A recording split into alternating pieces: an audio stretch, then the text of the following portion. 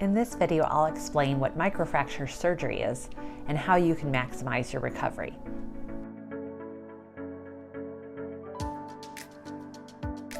Cartilage is a firm, smooth material that covers the ends of bones.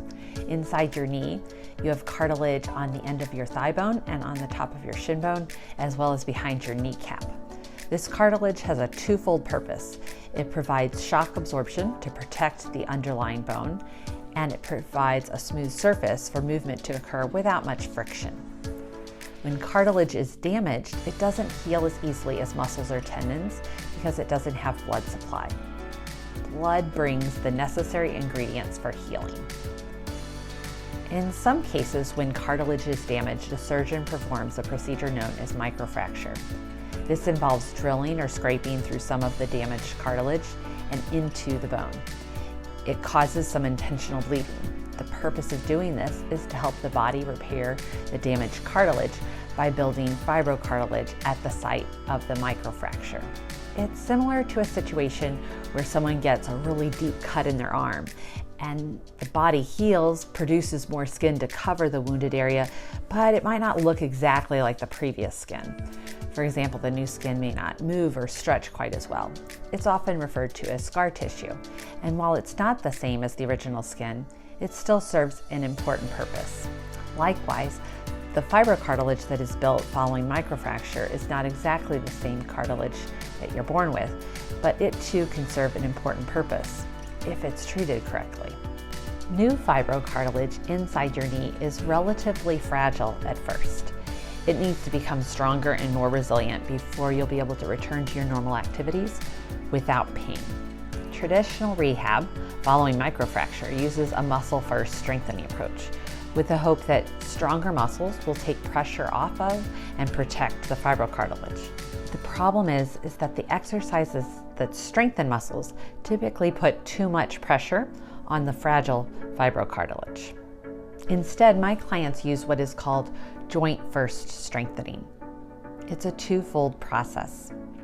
Part one is determining specifically how much activity the fibrocartilage can tolerate without causing pain or swelling. Once you know how much this is, you can plan to temporarily avoid the activities that overload or hurt the fibrocartilage. This is determined in part by measuring squat load tolerance, the portion of body weight that someone can squat 5 times with good form and no pain during or afterwards. You can learn more about how I measure this by watching my YouTube video, How to Measure Squat Load Tolerance. Temporarily avoiding certain activities following microfracture prevents the fibrocartilage from getting injured. This is very important, but so is performing the right types and amounts of exercise to make it stronger. Cartilage gets stronger through motion and the right amount of pressure being placed on it. This is similar to how a bone heals when there's a fracture. Too much force, such as jumping on a broken leg, causes the bone to become weaker and even more injured. But bone healing is slowed when there are no forces applied to the bone. So frequently when someone has a stable lower leg fracture, they wear a walking boot to prevent some injury, but to facilitate the healing. Once the bone is healed, it stays adequate. Applying the right amount of pressure keeps bones healthy, and in an analogous way, it strengthens cartilage. Part 2 involves performing the correct dosage, the type and amount of the exercise to strengthen the fibrocartilage. This is different than the type of exercise to strengthen muscles. Strengthening fibrocartilage needs to be much gentler. It typically involves moving your knee in a way that doesn't require much effort, and it should not hurt during or afterwards. For an example of gentle movement, watch my YouTube video, How to Use a Furniture Mover to Decrease Knee Pain or Stiffness.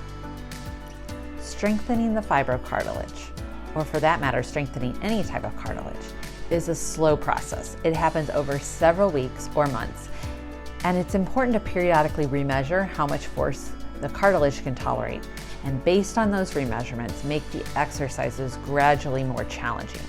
For more information on strengthening inside your knees, subscribe to this YouTube channel and to the Kurtz Coaching website email list.